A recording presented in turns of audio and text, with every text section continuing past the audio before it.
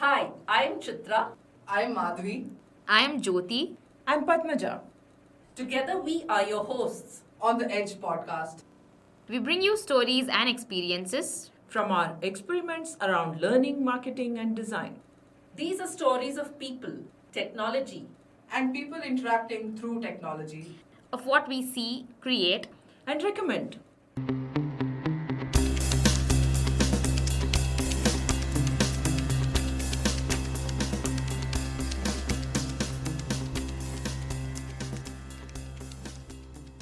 As any cancer survivor will tell you, negativity bias is a thing. The tendency of the human mind to dwell on the bad stuff, the past miseries and failures, negative experiences, humiliations, and morbid milestones is a very real notion. When not controlled or accounted for, it can overwhelm people, designs, organizations, and movements. Hi, I'm Padmaja, and today we have Chitra Gurjar, the CEO of Adeptic Labs, here to talk to us and tell us all about negativity bias. Hi, Chitra. Welcome to the podcast. Hi, Padmaja. That was one of the finest segues I've seen into starting a podcast. It's left me very positive, and I'd say positively biased. Thank you, Chitra. That's very, very heartening to hear. So, Chitra, let's get right into it.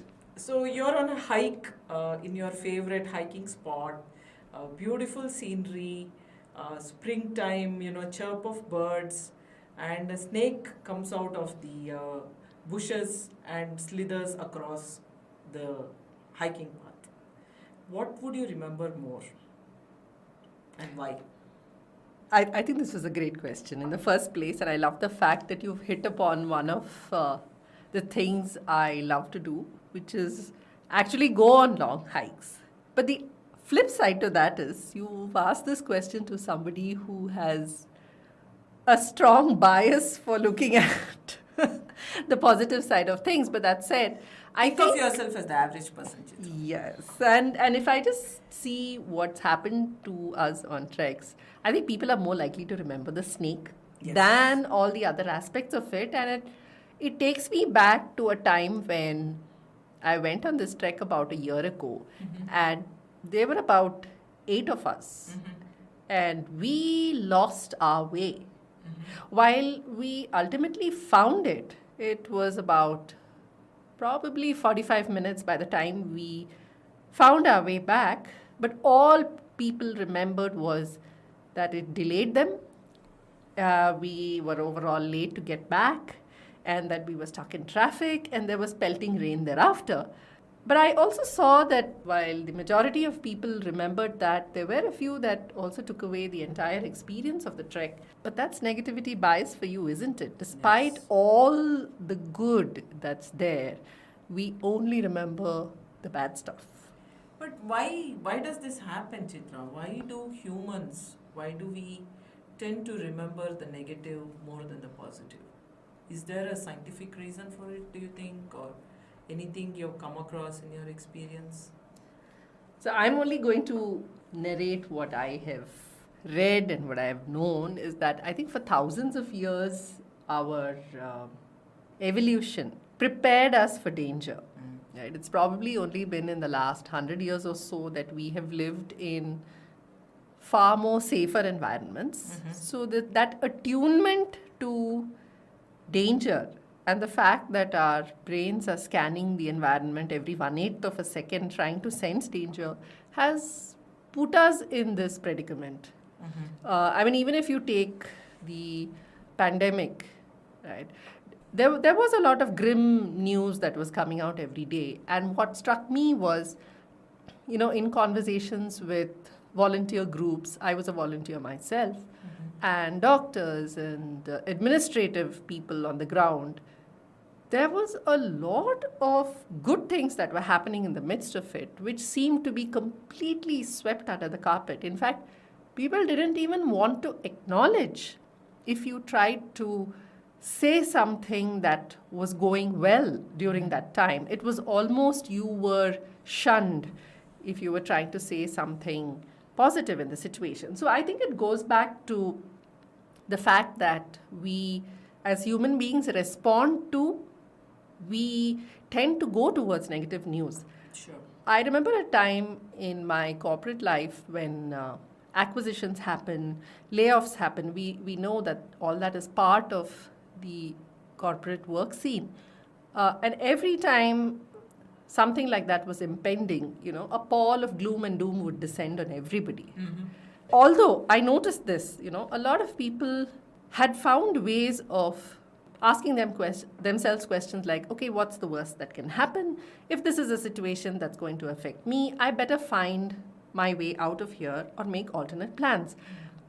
The vast majority of people have the capacity to do that thinking, in my opinion, in my experience. However, it was almost like what I'd said earlier. If you showed that there can be a positive outlook despite what the circumstances can be, and we have all these people who have said that you can't change your external circumstances, you can only change your attitude to them. Sure. Keeping even that in mind, people just veered towards the worst possible outcomes, the worst possible news, and so on. So I think we as human beings are hardwired for a negativity bias.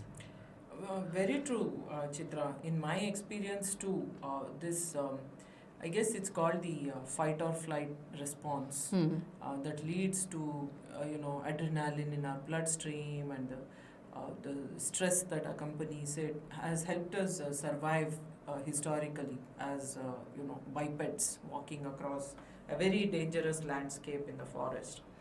But now in modern day societies, we don't need so much adrenaline, we don't need the cortisol that accompanies it, and we get into all these stresses and strains because of the negativity bias.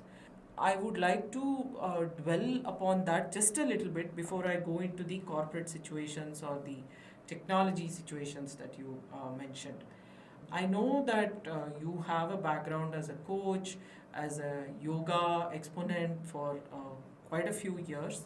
How does one combat negativity bias in their personal lives? And how does one tamp down that stress that almost seems to come along with modern day living, and lead a harmonious life with some sort of balance between the mind and the body? Tips for our listeners. Yeah, I think there's a lot that we can do, and today especially the stressors are, I feel there is information overload. There's also a cognitive overload Right. on us, and we just don't have the capacity to absorb that much, process it, and either take a decision or whatever the case may be. And we tend to get very overwhelmed.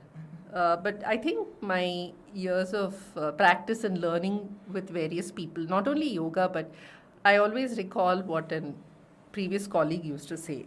And a lot of wise people have said this. Why are we always toggling between the past and the future? And we're not present. So if it's the past, then we are anxious. What if, what if, what if?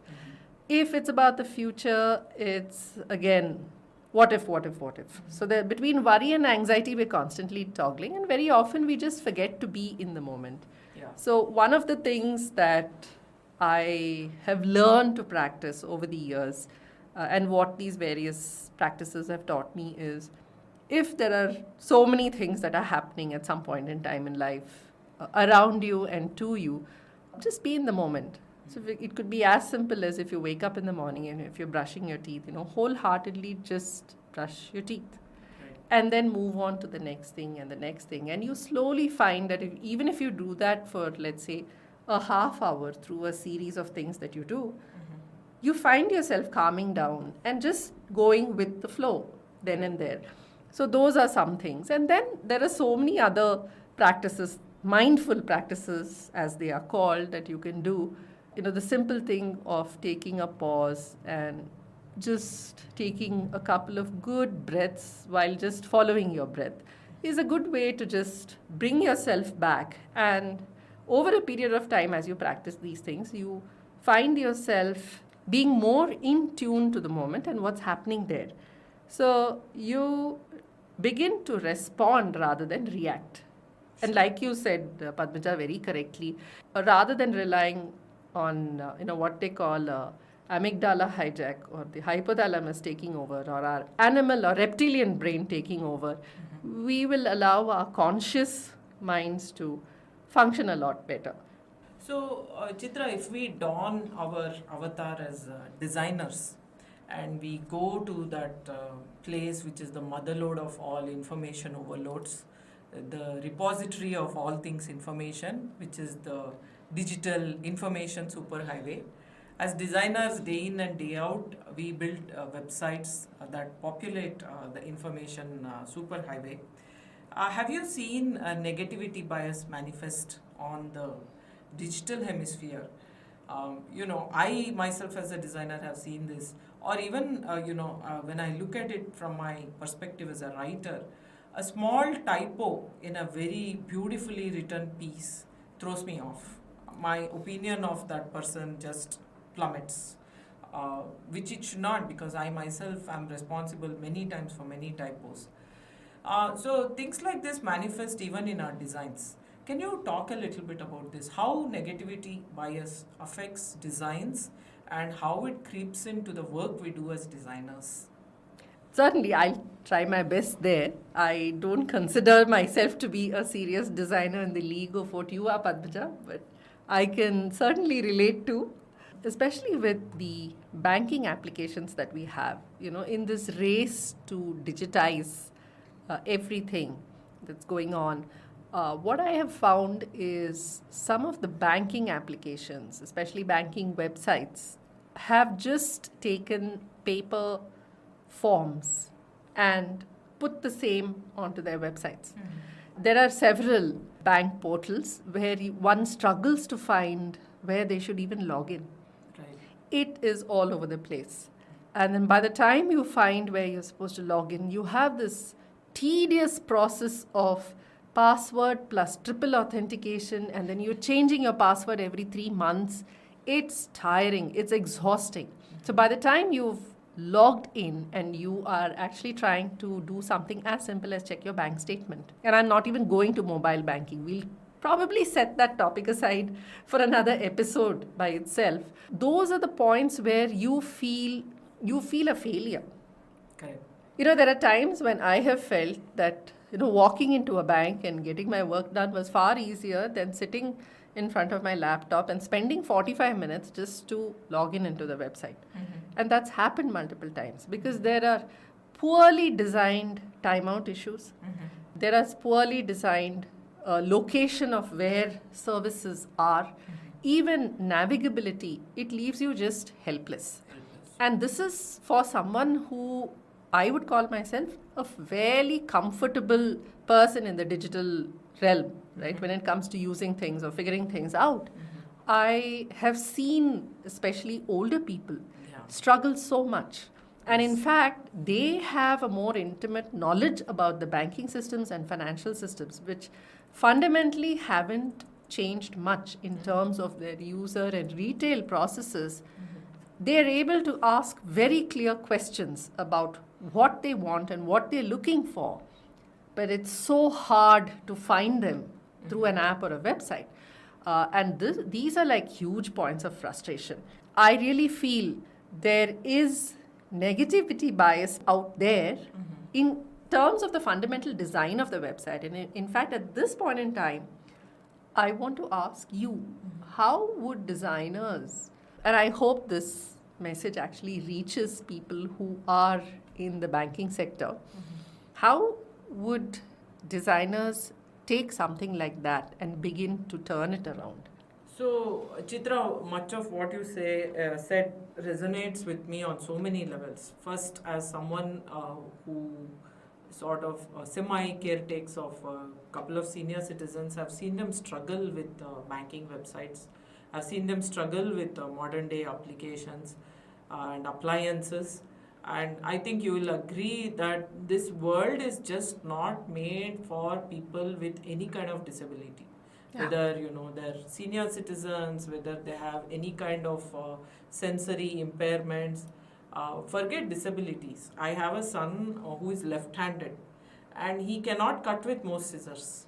Okay, So these are things that bias the users, and then these lead to the plummeting of those all important customer satisfaction numbers, which enterprises seem to run by. That is the mantra nowadays, right? Paying attention to customer satisfaction as a key metric. So, as a product designer myself, one of the things I feel we can do to turn this tide around is to do simple things like following some design standards. For example, for accessibility, there are so many very important WCAG design standards that people can follow and adhere to. These are simple things like ensuring that flows are streamlined, that there are subtitles for videos, that any entity that lives on the web adheres to a few simple guidelines that makes the entity or the content or the property accessible to the vast majority of users. I think we can start with that. And the second thing is to remove our own colored glasses and biases as designers. So I work with UX designers. I work with graphic designers. I think the first thing to do as a designer is to shed all preconceived notions when stepping into a new project. For example, you could be catering to a population that is colorblind, which I've spoken of in previous episodes. You could be catering to a population with some specific type of constraint that has come in through because of their environment, because of the tools they're using, or because of their circumstances. So we need to sort of cater to those. Know your user and design for that user. And for all the banking software and banking website designers out there, I'm sorry to say most of you don't seem to be adhering to any of the basic precepts of design and information architecture. Would you agree? I think you would. I think I do. I very strongly agree. And I think one thing that they can certainly do, and especially, and there's time, at least in this country, there's time. Today, the average age is about 29 years old. In the next 30 years, all these people are going to be on the other side of 50, right? You are going to have, like you said, Padmaja, I wonder, right, how long will somebody actually... I almost dread the day when I have to conduct banking on my phone. And my biggest problem there today is when somebody asks me for a customer satisfaction survey or a response on my mobile phone, half the time my thumb covers 3 options, right, on a touch screen. So how does one solve for problems like that? Yeah. And then if you look at apps that, especially in the financial space, I don't know why we are repeatedly coming back to that, but I suppose they're also the ones that have so many disclaimers. Correct. Right? And by the time you scroll through all of that and get to really what you want to do and where you want to go, it can be quite frustrating. So I think we've really spent a lot of time on this, but I think we got our message across. Yeah. There is another aspect I'd like to touch upon before we close, Chitra. Obviously, this is a hugely, it's a huge topic in depth as well as breadth. But there is one issue about a cultural kind of difference impacting negativity bias. If we can talk about that a little bit. Sure. This struck me when I recently saw a news report about the inauguration of an airport in Shivamogga in Karnataka. And the airport apparently has signs in English and Hindi only. There's nothing in Kannada. That's odd, given That's that odd, right? this is one of the districts that we consider inside. I mean, it's not a very cosmopolitan space. Yeah, it's a heartland district. It's a heartland right? district. So, I mean, so when things get too centralized and people make assumptions about 1.4 billion people based on what somebody somewhere in maybe Delhi is thinking of, placards get designed in English and Hindi perhaps. What are your thoughts about this, Chitra? I think there's a large amount of inclusivity that's needed, Yeah. and I think inclusivity, especially in a country like ours, has to be pretty expansive, and I think it's incumbent on all of us to think about how we are catering to the needs of users. It goes back to what you said, put the user first. Right. Who's going to be walking through that airport? Who's going to be traveling there? How would they find locations? What if people aren't conversant in either language?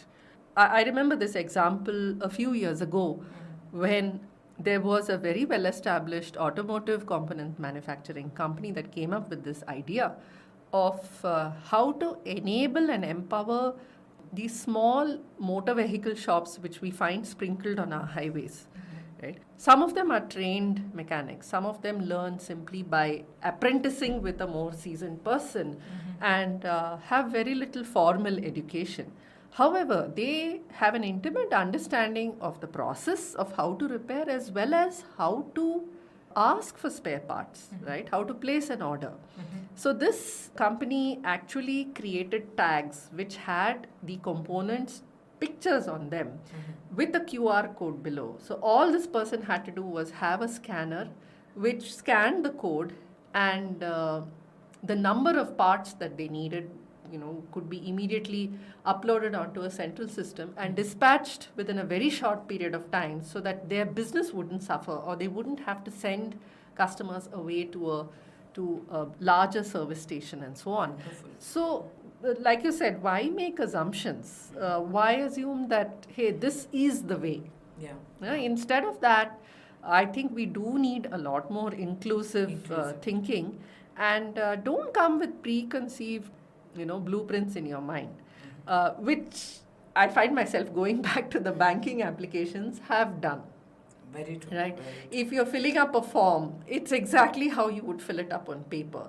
I suppose they made the assumption that it would be the same. So in some sense, I guess it would be unfair to blame them as such. But I think if we just took a step back and like you said, if designers try to understand how the digital experience should be for a user, because I think a user should not feel helpless in this day and age. Correct. I mean, digital is all around us. We are living through it, with it, day by day. It should be as simple as possible.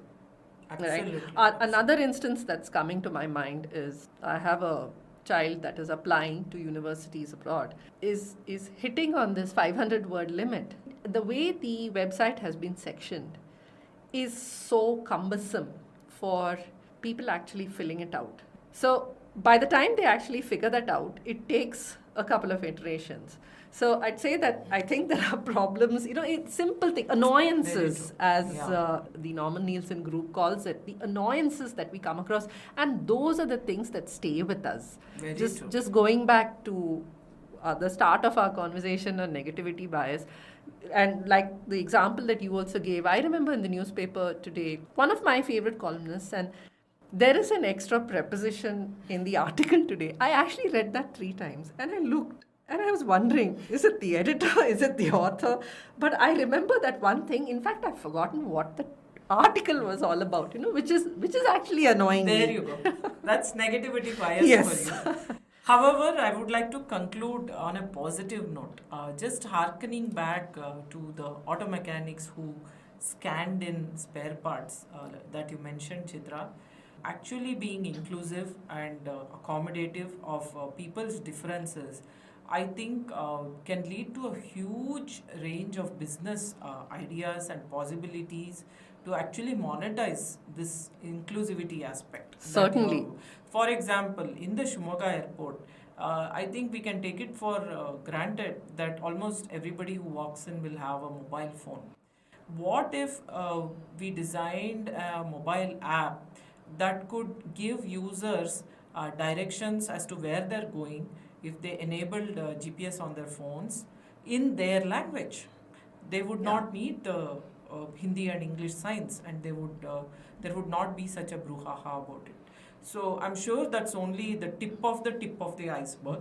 There's a huge number of business possibilities. Can we get an input from you on that, Chitra? Certainly. I think that's a fantastic suggestion. Just the thought itself, I'm sure, will give rise to 100 different ways of, addressing this issue. And I think as parting shots, and I never like to call it so because I am already seeing one or two more episodes, and I leave people with one of those thoughts. Somebody many years ago came up with this experiment and called it discovering the moments of truth. And I'm sure in a short while from now, we are going to have a conversation about that. And I think that is something that designers can take away. Yes, I'm keeping in mind the banking application, and especially for older people in this country. Can you actually do something like a moments of truth exercise? Watch them as they are doing it. This is very much part of user research and usability studies. Can you watch and can you just discover those moments of truth that will help you simply elevate that design to a very different level? That is one thing. And the second thing is, I think, just coming back to what we've already said multiple times in this episode, is don't make assumptions. Don't say that, oh, this is how I am going to do it. And instead of saying I, can, people shift towards how is it that we can make this entire experience, pleasurable and memorable.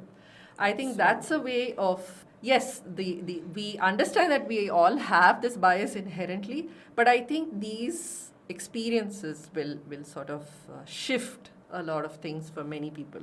Thank you, Chitra. I think on that note, from an I to a we is the call to action here. On that note, we will close this episode. And one heartening statistic to close is that most cancer survivors actually survive. So that is the positive note on which we'll end this. Thank you so much, Chitra. Thank you, Padmaja.